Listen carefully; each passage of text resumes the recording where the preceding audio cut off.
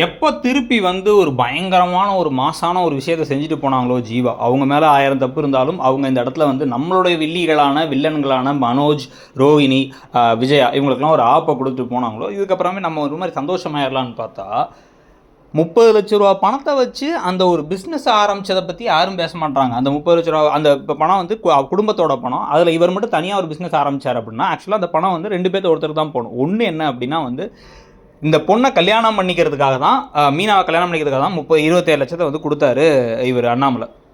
இப்போ அந்த பொண்ணை கல்யாணம் பண்ணிட்டது யாரும் முத்து. அப்போ அவருக்கு தான் மொத்த பணம் வந்து சேரணும். இல்லை அப்படின்னா மொத்தமாக 3 பசங்க ஆளுக்கு 9 லட்சம் பிரியணும். சரி, வந்தது 30 லட்சமா, ஆளுக்கு 10 லட்சம் பிரியணும்.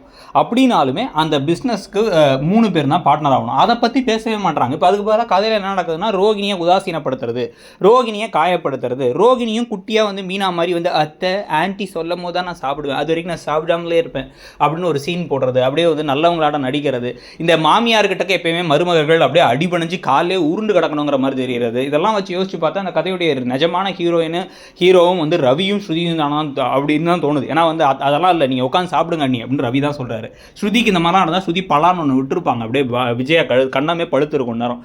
என்ன அடிக்கிற, என் மேலே கை வைக்கிறேன்னு ஒன்று தைரியமா, வயசெல்லாம் பார்க்க மாட்டேன் நான் அப்படின்னு திருப்பி கொடுத்துருவாங்க. சில சமயங்களில் வயசெல்லாம் பார்க்கணுங்கிற அவசியம் இல்லை அப்படிங்கிற மாதிரி தான் நமக்கு தோணுது. இந்த கதை உங்களுக்கு எப்படி தான் போகுதுன்னு நினைக்கிறீங்கிறத சொல்லுங்கள்.